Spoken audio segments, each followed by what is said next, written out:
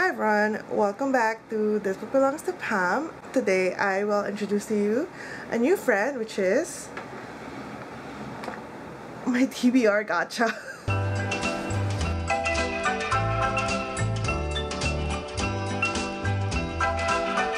Guys, I have been waiting for so long. I have had this gacha machine thing for a while now, and for some reason the timing was just never right for me to actually film this video, and finally we're here, we made it, we can actually film this. So this is, you can see, a gachapon machine.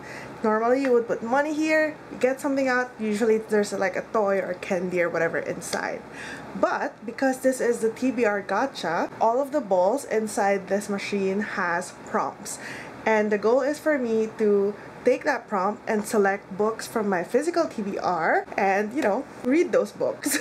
Very simple mechanics. This is not a complicated video idea. I'm gonna test my luck and take out one prompt, and then I'm gonna select a book, read that book, and then take out another prompt. So I don't want to do it all at once. Yeah, without further ado, let us try.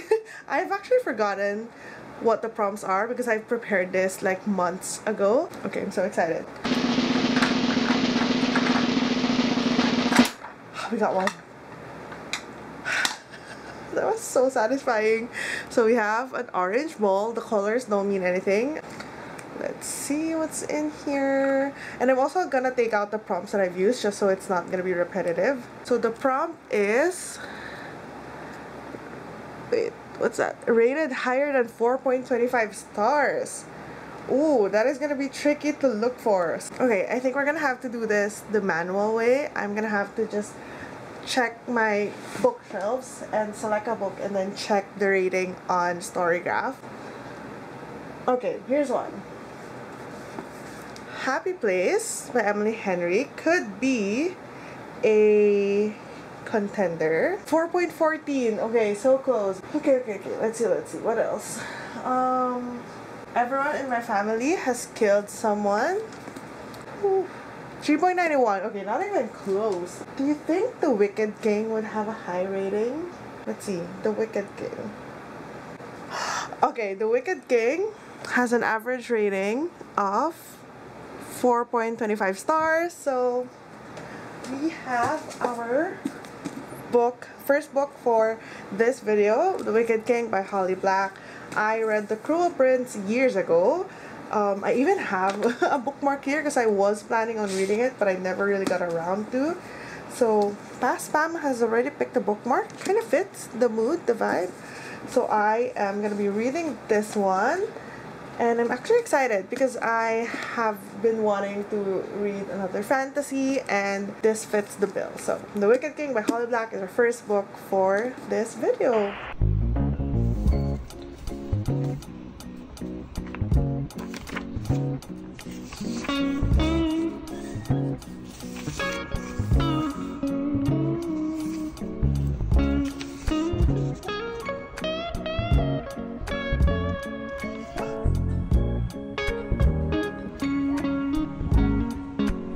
I forgot how pretty the naked hardcovers for the TBR, is that the right series name? Anyway, the Cruel Prince books are, because look at this like seaweed looking thing with a crown and just the green foiling. I love it so much. Each book has a different colored foiling and a different graphic, so that's just, the book design for this series is just so good. And the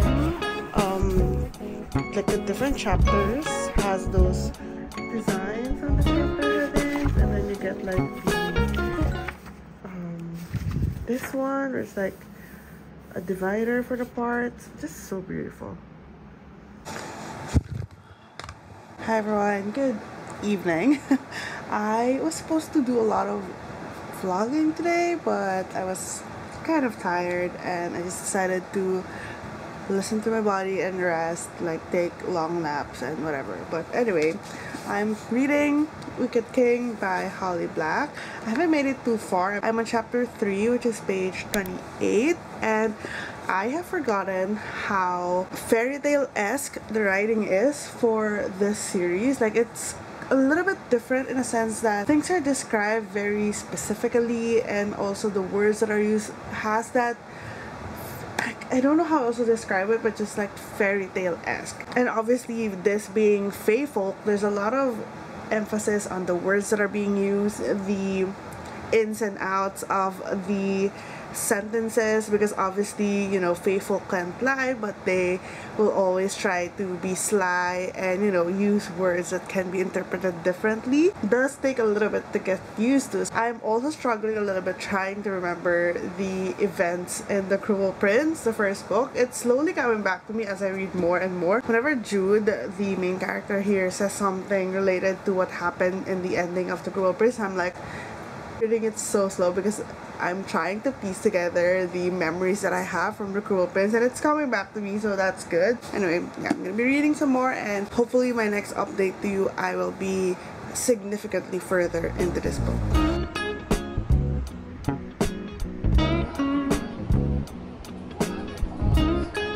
Hi everyone, I want to do an update on The Wicked King. So I have made it to page 206, and I think the thing that I want to mention about this is that I was kind of taken aback by the pacing of the book. I don't know if it's because my brain had to work extra hard to try and remember the events in The Cruel Prince, the first book, but the beginning of the climax of the story kind of caught me by surprise. For the longest time that I was reading this, it felt like such a slice of life type of story where we're just obviously learning about Jude, what she's doing now. I mean, I don't want to spoil anything, but she's like, you know, all the schemes that she's planning, all of the things that she has to do to keep things in order and safe. And suddenly we're thrown into this big thing that is happening that might start a war between two very strong factions, I suppose. I'm trying not to spoil anything. But yeah, I don't know, it just took me by surprise. Like, while I was reading it, I was expecting things to still be slow. I kind of expected the second book to not be super exciting, to have that middle book syndrome where it's just a bridge between the first book and the final book in the series. But this is starting to become really exciting, and I am seated for it. The imagery is just so vivid, but at the same time, because the imagery is so vivid, it kind of distracts me. I'm spending a lot of time trying to imagine like the clothing, like how the room looks like. Things are like made out of sticks and twigs and leaves and flowers and mushrooms, so it kind of requires a very active imagination, and I have been distracted by that a bit, and I have been reading this quite slowly. So I think this is my third day of reading this, and I'm only at page 206, but I do plan to finish reading this today because I also want to read something new. But yeah, I am curious to see how this one is gonna end. I will just be reading now, and I guess I'll update you once I get to like a meatier chunk of the climax.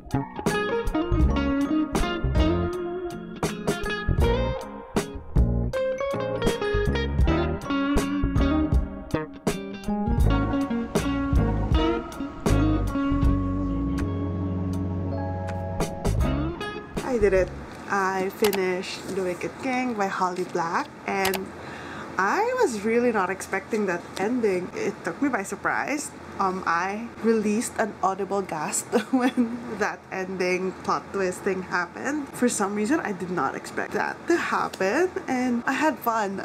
This really grew on me. Towards the end, I think really my struggle in the beginning was just because it's been a while since I've read The Cruel Prince, and I was struggling to remember details, people, like the rules of fairyland and everything. As I kept reading, I was really stuck in it, and it was worth it. I had so much fun. I think I would give it 4 stars. I think because the first, like I said, I struggled in the first like 3/4 of the book, and I think it was a bit slow for the first, like, I don't know, almost 200 pages, but everything did pay off well towards the end. So yeah, I think 4 stars, maybe 4.25. Yeah, I think 4.25 stars is a lot fairer than 4 stars. Yeah, that is The Wicked King by Holly Black. So that is the first book for TBR Gacha Decides What I Read. So now that means we can do another gacha pool. Here is the gacha machine, so let us get another prompt. We have a prompt. The gacha machine has spoken. I don't know what this is. I'm so excited. Okay. So the prompt is, what does that say? Oh, I think it's upside down. Oh, non-fiction pick. Okay, so I have to read a non-fiction book. Okay, I don't have a lot of choices in my physical TBR, and my priority for this video series is my physical TBR. Cabinet of Curiosities by Ambeth Ocampo. So this is a historical book. So it basically just goes through a lot of different, I guess, artifacts in Philippine history. It just, you know, gives you information about it. It is a fairly short-ish book, 232, but then there's also a lot of like photos and stuff in it. So I could read this one. Let's see if I have another non-fiction. Okay, this is my only other non-fiction book that I haven't read yet. It's Missoula by John Krakauer. John Krakauer was the author of Into the Wild, which I read in January, and I really loved that. I think in general he's kind of like an investigative journalist, writer type of thing, where he, you know, studies a case, writes extensively about it. And this one is, I believe, about a college town where rape is rampant and the justice system seems to have failed the victims. Yeah, the football team inspires a passionately loyal fan base. Between January 2008 and May 2012, hundreds of students reported sexual assaults to the local police. Few of the cases were properly handled by either the university or local authorities. Kind of reminds me a little bit of Bear Town, because you know how like sports has such a big influence on the justice system.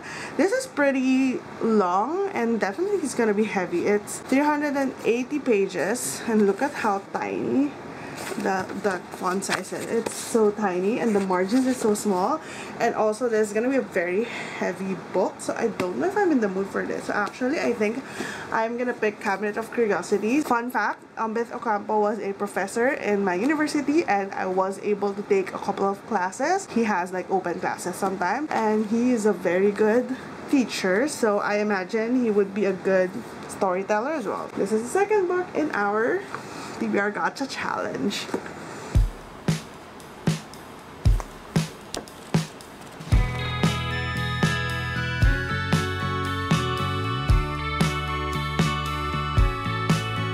Hello, good morning. I'm here as per usual. I am at page 32 of Cabinet of Curiosities, and the one thing that I am noticing so far is that a lot of the descriptions of the artifacts, the historical significance of the artifacts that were uncovered in the Philippines or elsewhere has been documented from the lens of foreigners, because obviously we've been colonized for a long time. There were a lot of different countries who went to the Philippines, held some sort of position of power, and thus they took home a bunch of Philippine artifacts in the form of like souvenirs, personal collections. Obviously there's a lot of work as well that has been done by Filipino local historians to really uncover the history of Filipino artifacts, but much of the written documentation that we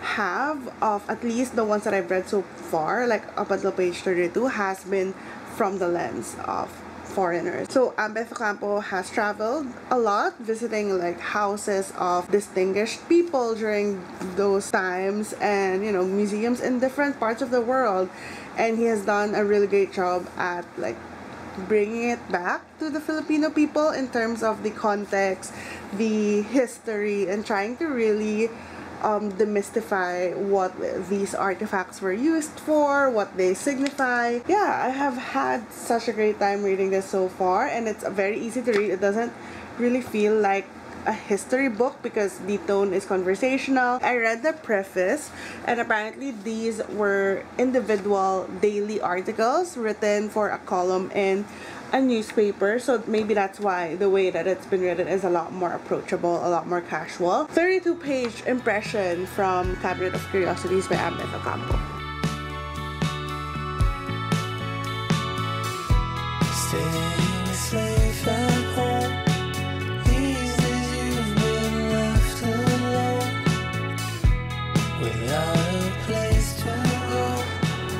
So cool. This is the earliest known currency in the Philippines. It's like a very small bead of solid gold, and it has been stamped by a like pre-colonial Philippines character for ma. Although I'm not sure what that means, but isn't that cool that that is our first ever currency?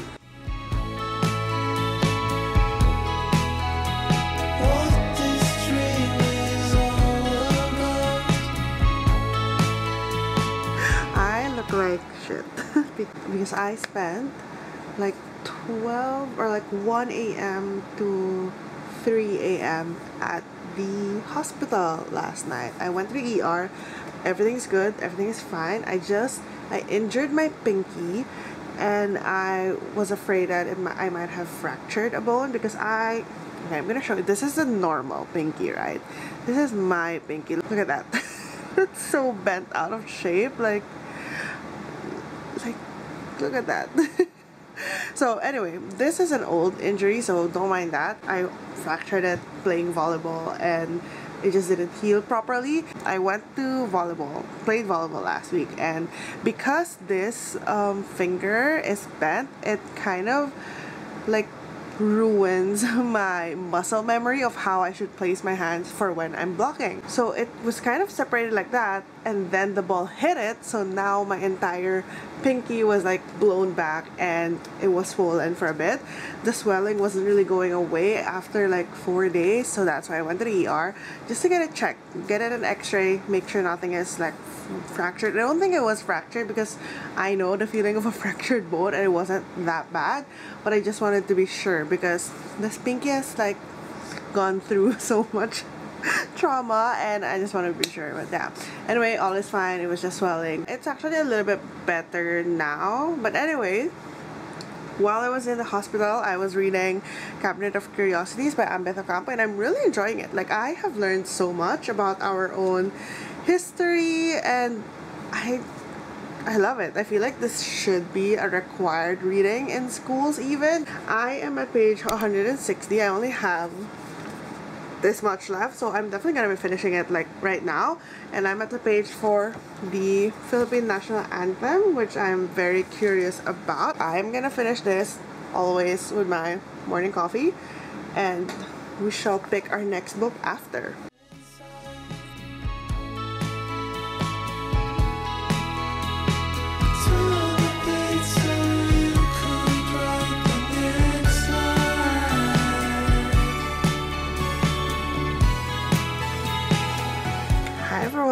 Good morning. It is now Monday. Yesterday during my morning coffee, I did finish reading Cabinet of Curiosities by Ambeth Ocampo.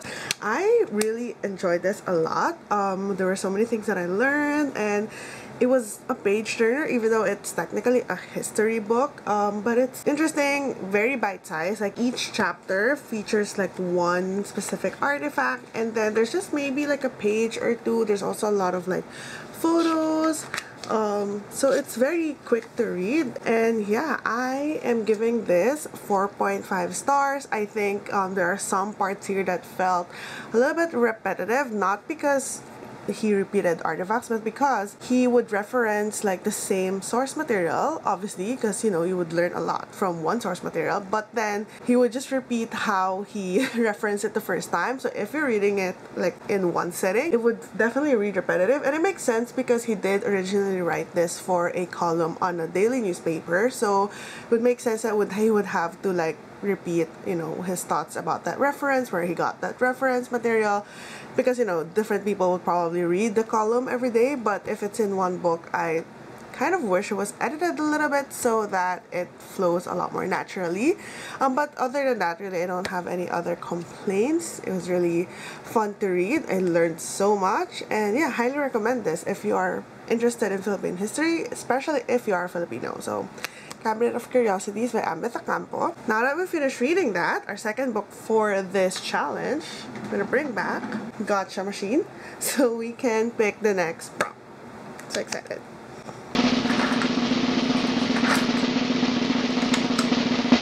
Okay, we got the prompt here. Again, the colors don't mean anything.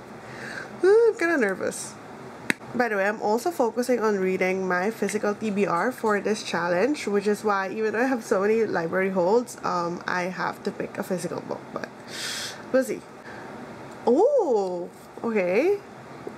We have a lot of options. A book that you bought this year. There's quite a lot of books that I bought this year because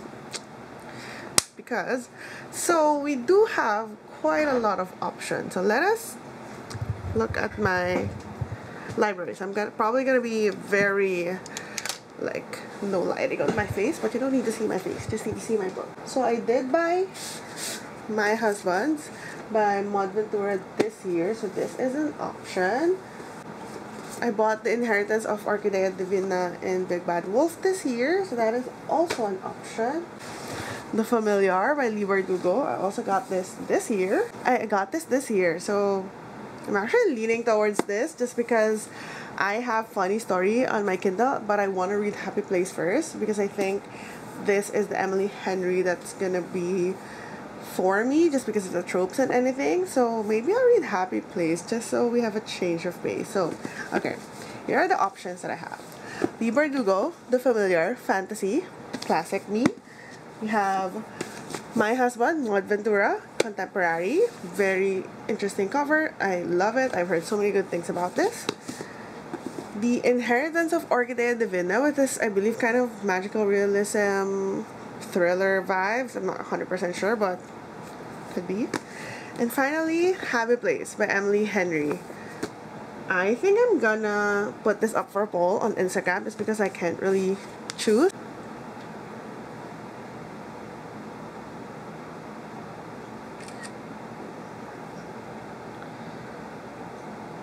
Oh my god, that was an arm workout.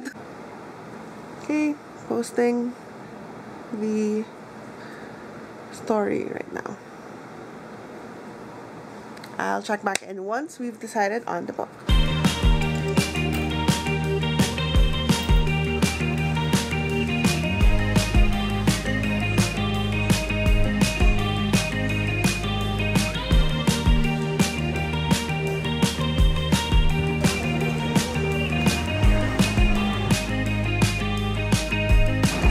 As expected, Happy Place won the poll, so I am gonna be reading this next. I've been walking around, waiting for you to shine. People passing me by. I'm only 100 pages in, and Happy Place is getting to me. Oh my god. This is not even the first time that I've teared up while reading. I am tabbing this book so much, and I don't really tab my books a lot, and I'm tabbing this so much. Oh, this is how much I'm tabbing it, and I'm not the kind of person who tabs a lot. Does it feel like I belong? Trying to keep it alive on this hungry side for a better confirmation.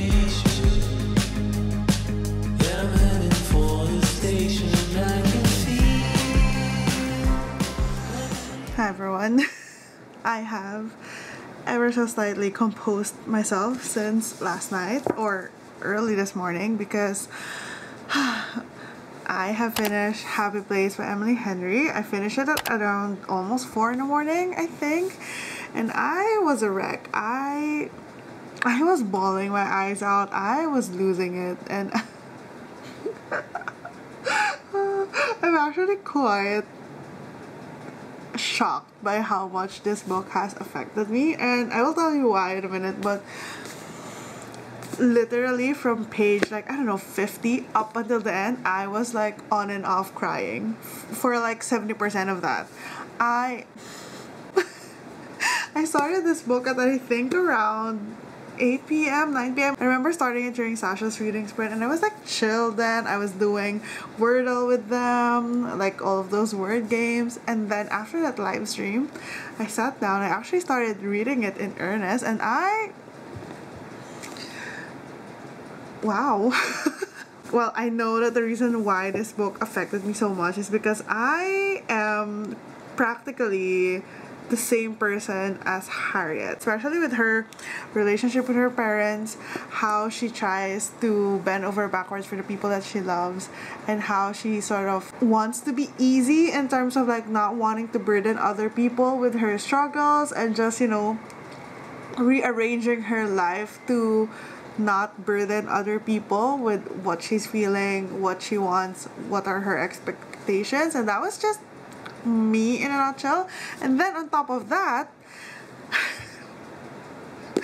Win in this book, practically my partner. Especially the conflict that they had, or like the multitude of reasons why they broke up in the first place, is exactly, well, okay, exactly is a lie, but it's very, very reminiscent of why me and my partner broke up for a bit. We were also around like 9 years at that point in our relationship, and we did take a break because of very, very similar, like, not circumstances, but just the feeling, the essence of what they were struggling with, what their problems were in the relationship at the time were the same things that we had. And we kind of resolved it in a similar way, obviously minus the whole cottage like reunion thing, but just the, like, if you boil it down, just the simplicity of it all, we also resolved it in a pretty similar way. And I don't know, I was just like losing it. I feel like Emily Henry took an x-ray of my feelings, emotions, and personality, as well as my partner's, and put it in this book. I don't know how she did it, and I'm like, I was really losing it. So Emily Henry's writing is very simple. It's very simple, but at the same time, it's very impactful. Like, she knows how to get you. And it kind of reminds me of, you know, those monologue, like, speeches that Meredith Grey, Grey's Anatomy, gives in, like, the intro and the outro of every single episode. It kind of reminds me of that. And I always cry with Grey's Anatomy. That show is my kryptonite. And it reminds me of that. And I also like that it's not purely about this romantic relationship. There's also this, I guess, subplot of the friendship group, of changing, of how people change over time, and what do you do when, you know, you don't have the same interests as the people you love, and how do you move forward. And I just really love it. And then I have yellow tabs for sections that give us a clue as to why they broke up, because this book, if you didn't know, started with them already broken up, but they were pretending to be together for the sake of this friend group trip that they have, because it was gonna be their last trip. Just so, you know, not to rock the boat, just to give everyone one last amazing weekend. But obviously that poses some problems, and throughout the book we get glimpses, like they say certain things that sort of give you a hint as to why they broke up. Like, what issues did Win have with Harriet, what issues did Harriet have with Win, what issues were they battling within themselves. And I like how Emily Henry did not go into this big scene where they're just shouting at each other or like talking about all of the things that caused their breakup, but it's more of like sprinkled throughout the book as we go through the week of their vacation. And then I also have a light pink tab for all of the thoughts, all of the words, all of the moments that Harriet had that reminded me of myself. Is that narcissistic? But I just wanted to document that because that is why this book really hit me. This one just hit me on a deeply, deeply personal level, and I don't know if it's gonna have the same effect for you. Probably not. Yeah, that is Happy Place. I did not expect to have this kind of reaction to Happy Place. I guess my wish of being an Emily Henry girly in the beginning of this segment of the video has come true. Now I'm a little bit more excited to read the rest of her books, and yeah, that's Happy Place. 5 stars for sure. I cannot fathom giving it anything lower than 5 stars. So Happy Place by Emily Henry. I should probably just call it a day and finish it here. Yeah, I think I'm gonna finish this video here so we can end on a good note. So let's recap a little bit all of the books that I read for this first episode of the TBR gacha. The first prompt, which was to read a book with a 4.25 plus star rating, we read The Wicked King by Holly Black. I have really enjoyed it. It was a slow starter for me. It kind of like meandered a little bit in the beginning. I had to take some time to really find my footings, especially because it's been a while since I read The Cruel Prince. So that was really more on me and not on the book itself. I really enjoyed Holly Black's fairy tale style of writing. It's not writing that I naturally gravitate towards, but it was something that I did enjoy reading. I am actually quite excited to head into the final book in this trilogy just because of the way that this one ended, and I remember I was feeling the same way about the first book as well. So props Holly Black for like really good, enticing ending that will make you want to read the next book. So I gave this one 4.25 stars, very fitting for the prompt. And then the next prompt was to read a non-fiction. So this one I only had two options really. So I went with Cabinet of Curiosities by Ambeth Ocampo. This one just goes through a lot of Philippine artifacts and just tells us a little bit about history based on those artifacts. And this is a very beautiful book as well. Lots of photos, very bite-sized knowledge. I have learned quite a lot, honestly. Highly recommend this one if you are interested in Philippine history, or if you're Filipino and you really want to get a little bit more in touch with our own culture and history. Highly recommend this one. So I believe I gave this 4.5 stars. And of course, the finale of this video, very fitting. The prompt was to read a book that I bought this year.